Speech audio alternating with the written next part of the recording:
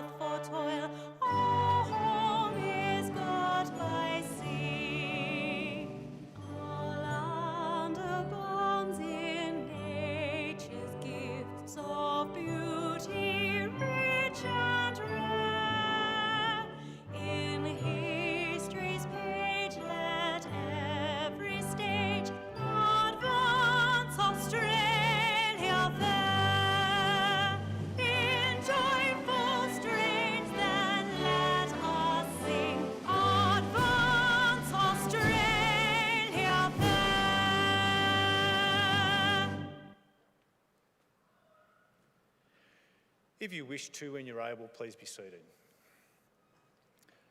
The Australian War Memorial was the vision of Charles Bean, Australia's First World War official historian.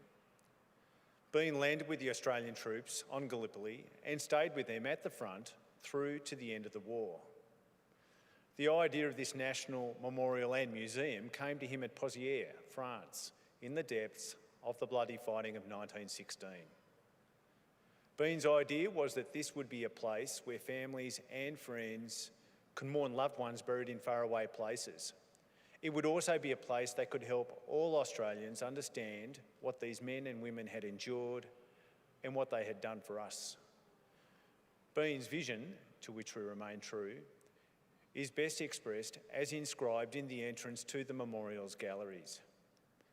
Here is their spirit in the heart of the land they loved, and here we guard the record which they themselves made. Tonight, we will read the story behind just one of those on the Roll of Honour, which lists the names of more than 103,000 men and women who have given their lives for us in war and on operations for more than a century. But first we present a lament, Flowers of the Forest. Wreaths or floral tributes will now be laid at the base of the pool of reflection.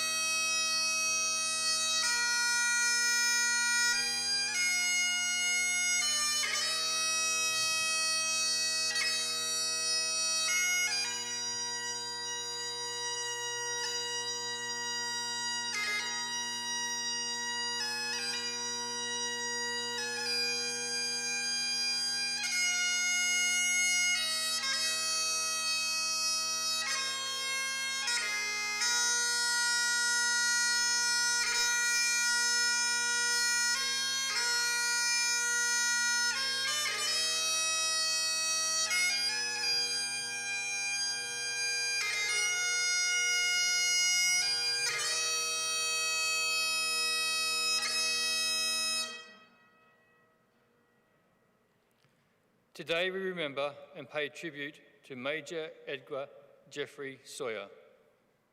Edgar Sawyer was born on the 2nd of October 1876 in East Keswick, Yorkshire, England.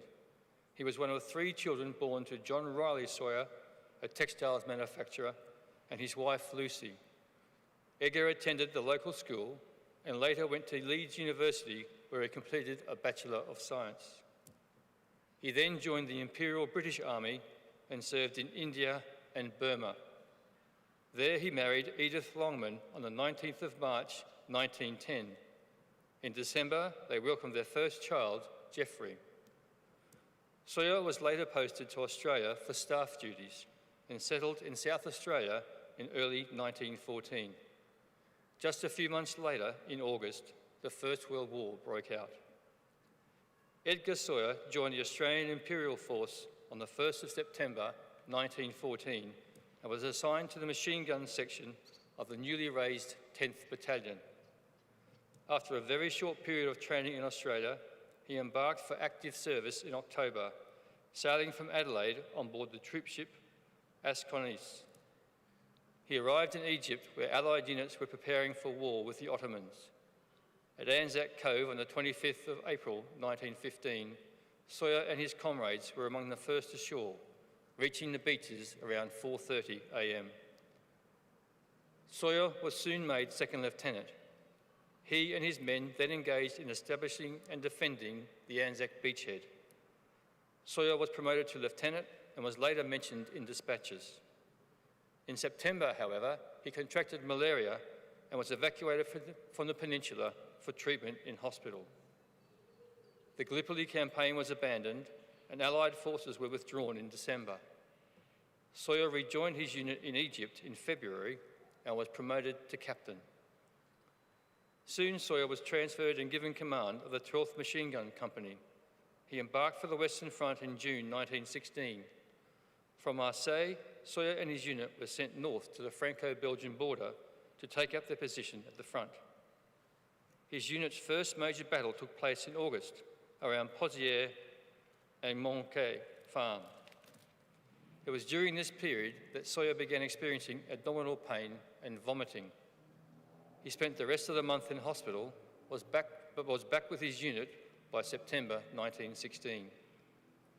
Sawyer received a second mention in dispatches in October 1916, just as a bitterly cold winter began to set in. He spent this period in the trenches with his men, despite his declining health. In the new year, Sawyer was awarded the Military Cross for his actions at Pozières and was promoted to the rank of Major. Soon, Sawyer's condition worsened and he was again sent to hospital. Unable to keep down any food, Sawyer had lost a significant amount of weight and was suffering from insomnia and lethargy. He was evacuated to England and was admitted to Wandsworth Hospital in April. There, he was found to be suffering from a gastric ulcer, which rendered him unfit for active service. He was invalided back to Australia in July and was admitted to Caulfield Military Hospital in Melbourne. There, his condition gradually improved until he was found fit to return to the front. He embarked for the second time on the 27th of November 1917, sailing on board the troopship Indara. But by the time he had disembarked in Southampton in February 1918, his health had again deteriorated. By the end of the month, Sawyer had been found permanently unfit for service. In March, he was admitted to the hospital ship Canberra, and after several weeks at sea, Major Sawyer was readmitted to Caulfield Hospital. For several months, his condition continued to decline. He rapidly lost weight and became increasingly weak and exhausted. On the 31st of May, 1918, Sawyer died in hospital. He received a full military funeral and was buried at Melbourne's Brighton Cemetery, where he lies today. He would never meet his second child, a son named Derek, who was born just 2 weeks later. Major Edgar Sawyer was 40 years old. His name is listed on the Roll of Honour on my right, among almost 62,000 Australians who died while serving in the First World War. His photograph is displayed today by the Pool of Reflection. This is but one of many stories of service and sacrifice told here at the Australian War Memorial. We now remember Major Edgar Geoffrey Sawyer, who gave his life for us, for our freedom, and in the hope of a better world.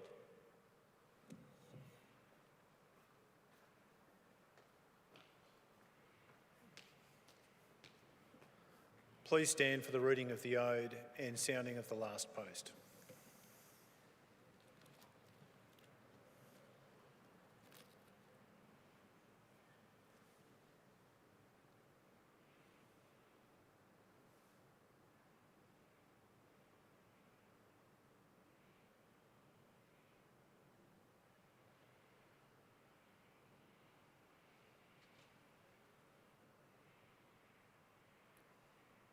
They shall grow not old, as we that are left grow old.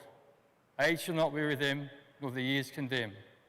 At the going down of the sun, and in the morning, we will remember them. We will remember them.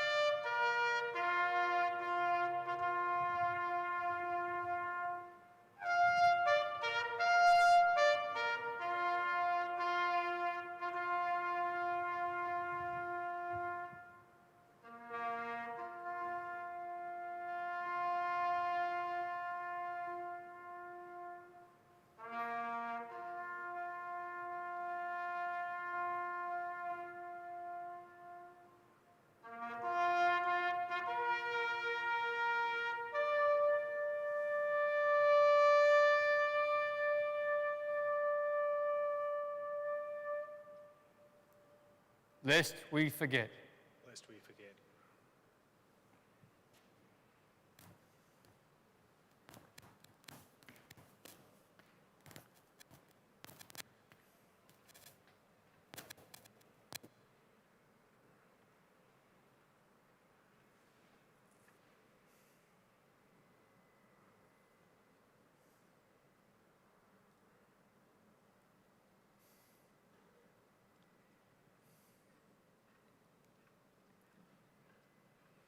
We'll leave you this evening with the words of the memorial's founder, Charles Bean.